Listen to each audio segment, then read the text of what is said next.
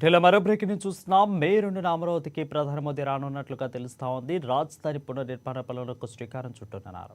ఇక తెలుగు ప్రజలందరూ కూడా ఎప్పటి నుంచో ఉత్కంఠంగా ఎదురు చూసే సమయం రానే వచ్చింది. భారతదేశ ప్రధానమంత్రి నరేంద్ర మోడీ మే 2వ తేదీన ఆంధ్రప్రదేశ్ రాజధాని అమరావతికి విచ్చేస్తున్నారు. ఈ పర్యటన ఆంధ్రప్రదేశ్ రాష్ట్ర చరిత్రలో ఒక కీలక మలుపుగా నిలవనుంది. ఎందుకంటే చాలా కాలంగా ఎదురు చూస్తున్న అమరావతి పునర్నిర్మాణ పనులకు మోదీ స్వయంగా శంకుస్థాపన చేయనున్నట్లు అధికార వర్గాలు వెల్లడించాయి.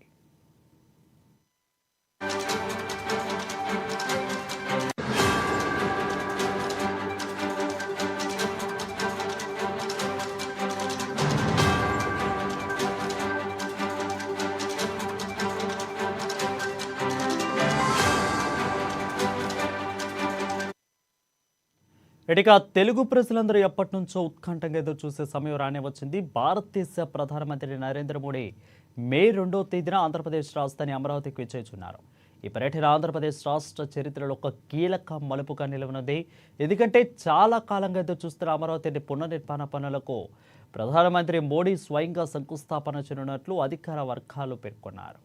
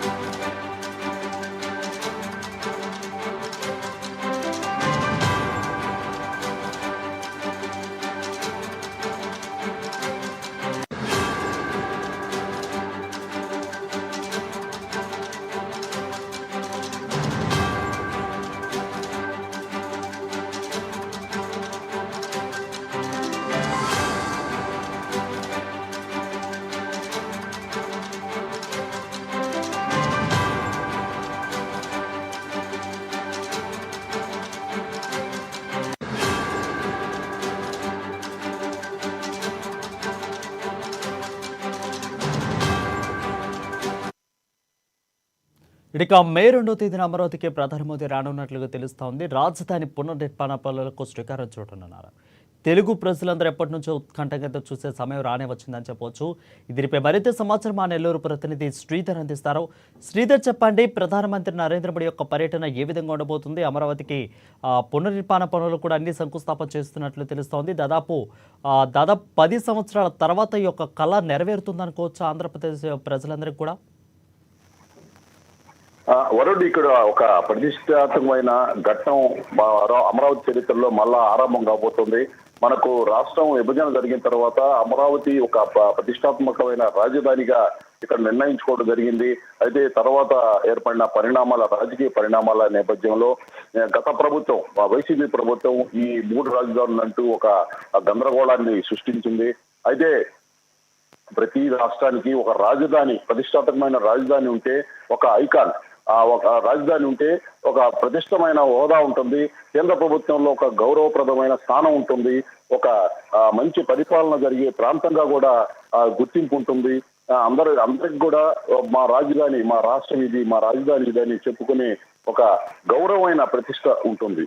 దానికి అవకాశం లేకుండా గత ప్రభుత్వం ఎందుకు అనాలోచితంగా రాజకీయ పరిణామాల నేపథ్యంలో ఇటు చంద్రబాబు గుర్తించిన అమరావతి అయితేనేమి అట్లా ఒక ఏదో ఒక పరిణామాలను సృష్టించుకుని ఇక్కడ అమరావతిని వెనక నెట్టారు. అయితే మనకు ఇప్పుడు ఏర్పడిన అమరావతి రాజధానిగా నిర్ణయించిన నేపథ్యంలో అప్పుడు కూడా అనేక వాదనలు, అనేక విమర్శలు. వచ్చాయి.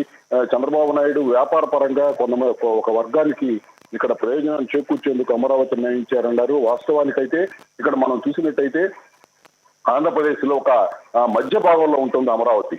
అంతవరకు అందరూ కూడా సమర్థనీయమైన పరిస్థితి ఏర్పడింది. అక్కడ చంద్రబాబు నాయుడు ఒక ప్రత్యేక పరిస్థితిని ఏర్పాటు చేశాడు. విలువైన భూములను ఇక్కడ ఎన్నో పంటలు పండే విలువైన భూములను అమరావతి రాజధానిగా మలుస్తున్నారన్నారు. అయితే ఈ రాజధాని ఏర్పాట్లో ఒక వ్యాపార ఒరవడి, పారిశ్రామిక ఒరవడి ఉండేటట్టు, ఆ ప్రాంతం అంతా కూడా విస్తరించేటట్టు ఇప్పుడు మనం హైదరాబాద్ నగరం చూస్తే, హైదరాబాద్ నగరంలో వ్యవసాయము, పరిసర ప్రాంతాల్లో వ్యవసాయం కంటే ఎక్కువ వాణిజ్యం. ఈ వాణిజ్య ప్రాధాన్యతగా ఉంటేనే రాజధానికి ఒక విలువ ఉంటుంది, ఒక ఉపాధి అవకాశాలు ఇక్కడ లభిస్తాయి. దాదాపుగా ఇక్కడ మనం ఎవరైనా ఉపాధి అవకాశాలను అందిపుచ్చుకోవాలా వాళ్ళ టాలెంట్ ని బట్టి అంటే ఇక్కడ పెద్ద నగరాలకు వెళ్ళి అక్కడ ఏదో ఒక పని చేసుకుని ఉపాధిని పొందే పరిస్థితి ఉంటుంది. అలాంటి పరిస్థితికి కూడా ఉపాధి అవకాశం కూడా రాజధాని అనేది ఒక అవకాశంగా ఉంటుంది. ఈ నేపథ్యంలో ఇక్కడ వాణిజ్యపరమైన అంశాలతో చంద్రబాబు ఇక్కడ అమరావతి నిర్ణయించడం జరిగింది. అమరావతి గతంలో ఎంతో వైభవం ఉన్న ప్రాంతం. ఇక్కడ ఆధ్యాత్మికంగా అయితేనేమి, ఇటు పరిపాలన పరంగా అయితేనేమి ఎంతో వైభవం ఉన్న ఈ ప్రాంతంలో రాజధానిని ఏర్పాటు చేశారు. తాత్కాలిక రాజధాని అంటూ భవనాన్ని నిర్మించడం జరిగింది. ఇప్పుడు మనం చూసినట్టయితే మళ్ళా చంద్రబాబు అవకాశం వచ్చింది.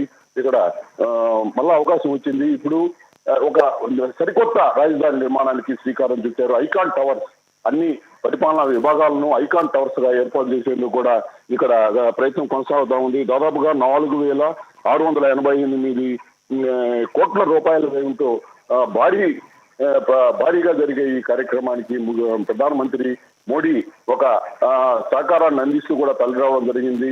మొదట అమరావతి శ్రీకారాన్ని చుట్టింది కూడా మోడీ ఆధ్వర్యంలో.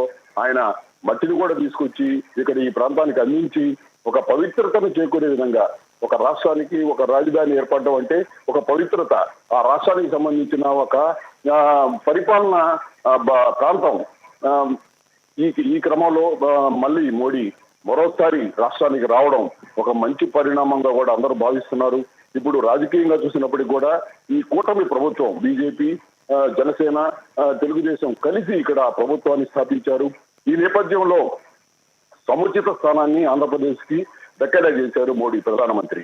ఇక్కడ మనం చూసినట్టయితే అమిత్ షా గానీ వీళ్ళందరూ కూడా సముచిత స్థానం, కూటమి ప్రభుత్వంగా రాజకీయంగా భాగస్వామ్యంగా ఉండడమే కాదు, రాష్ట్ర అభివృద్ధిలో కూడా తమ వంతు భాగస్వామ్యాన్ని అందించాలనే ఉద్దేశంతో ఇక్కడ ఒక నిర్ణయాన్ని ఈరోజు రేపు ప్రజలకి అందించబోతున్నారు. ఆ సమాచారాన్ని అందించబోతున్నారు. ఇక్కడ మనం చూసినట్టయితే ప్రధాని రాక ఎంతో ప్రతిష్టాత్మకమైన అంశంగా ఇక్కడ మారనుంది. ఇక్కడ రాష్ట్ర అభివృద్ధికి కూడా కేంద్ర ప్రభుత్వం నుంచి మంచి సహకారం అందుతుంది. ఇటు అమరావతి అయితేనేమి, పోలవరం అయితేనేమి, వీటన్నిటికి కూడా కేంద్రం ఎంతో సహకారాన్ని అందించేందుకు అవకాశం ఉందన్న సంకేతాన్ని రేపు వినిపించబోతున్నారు. అయితే ఎన్నో అవకాశాలు కేంద్ర ప్రభుత్వం నుంచి ఇప్పుడు రాష్ట్రం ఉన్న పరిస్థితుల్లో కేంద్ర ప్రభుత్వం నుంచి సహకారం ఉంటేనే రాష్ట్రాన్ని పరిపాలనలో ప్రజలకు మౌలిక సదుపాయాలను అందించేందుకు కూడా కేంద్రం నుంచి ఒక సహకారంతో కొనసాగితేనే ఇక్కడ ఆ సౌకర్యాలన్నీ ప్రజలకు అందించే అవకాశం ఉంటుంది. ఈ నేపథ్యంలో మోడీ రాక ఇప్పటికే చూసినట్టయితే అమరావతికి సంబంధించి ఒక ప్రత్యేక రైల్వే లైన్ కూడా ఇవ్వడం జరిగింది. ఇట్లా అనేక ప్రత్యేక అంశాలతో ఏర్పడనున్న అమరావతి అభివృద్ధి రాజధానిగా మనకు ఒక రాజసం, రాష్ట్రానికి ఒక రాజధాని కల్పించే అంశంలో మోడీ రావడం అనేది అందరూ కూడా ఆహ్వానించదగ్గ పరిణామం. అయితే ఇక్కడ ఒక కీలకమైన అంశం, ఇక్కడ ఈ కూటమి ప్రభుత్వం ప్రతిపాదనతోనే ఇక్కడ మనకు విశాఖ ఉక్కును కాపాడుకోగలిగాం. విశాఖ ఉక్కును ప్రైవేటీకరణ చేయాలా అనే కేంద్ర ఆలోచనకు ఇక్కడ రాజకీయ పరిణామాలు మొక్కాలడ్డాయి. ఎవరో వ్యక్తిగతమైన ప్రాధాన్యం కాదది. ఈ పరిస్థితులే ఇక్కడ ప్రజల మనోభావాలన్నీ కూడా విశాఖ ఉక్కు ఆంధ్రుల హక్కు. ఇక్కడ విశాఖ ఉక్కును కాపాడుకునే అంశం ఇట రాజకీయ నేపథ్యంలో, ఎన్నికల నేపథ్యంలో ఏర్పడింది. రేపు జమిలీ ఎన్నికలు వస్తున్న నేపథ్యంలో బీజేపీకి కూడా ఒక సముచితమైన స్థానం రాష్ట్రంలో ఏర్పడుతుంది. ఇప్పుడు మనం చూసినట్టయితే దాదాపుగా మనకు ఆంధ్రప్రదేశ్ లో వెంకటేశ్వర స్వామి ఇక్కడ తిరుమల ప్రాధాన్యతగా ఎంతో ఆధ్యాత్మికత ఉన్న ప్రాంతం ఇదంతా కూడా. ఇక్కడ దాదాపుగా గత ప్రభుత్వం ఎందుకనో అన్ని అంశాలను ప్రభుత్వం చేసినప్పటికీ కూడా ఎక్కడా కూడా అన్ని కూడా అవినీతిమయంగా మారడంతో ఎక్కడా మంచి ఫలితాలు, గత ప్రభుత్వంలో అయితే ఎక్కడా కూడా మంచి ఫలితాలు రాలేదు. బటన్లకి కొన్ని తాత్కాలిక ప్రయోజనాలను, ఉచితాలను ప్రజలకు చేర్చే జనాకర్ష పథకాలు మినహాయిస్తే ఎలాంటి నిర్దిష్టమైన ప్రణాళికాబద్ధమైన అభివృద్ధి ఎక్కడా జరగలేదు. ఇప్పటికైనా కూడా కేంద్రం సహకారంతో మంచి అభివృద్ధికి ఒక ఆంధ్రప్రదేశ్ ఒక స్థానం ఒక సూచిక అవుతుందనే ఉద్దేశంతో ఇప్పుడు మోడీ రాక్ కూడా ఈ ప్రాధాన్యతను సంపాదించుకుంది. ఇక్కడ మనం చూసినట్టయితే ఇప్పటికే ఆంధ్రప్రదేశ్ వైపు ఇక్కడ ప్రవాస ఆంధ్రులంతా కూడా చూస్తున్నారు. ఇక్కడ పెట్టుబడులు పెట్టి ఈ దఫా రాజధానికి తమ వంతు కూడా ఒక ప్రాధాన్యత కల్పించాలి. అక్కడ జరిగే వాణిజ్యపరమైన అంశాల్లో తాము భాగస్వామ్యం కావాలి.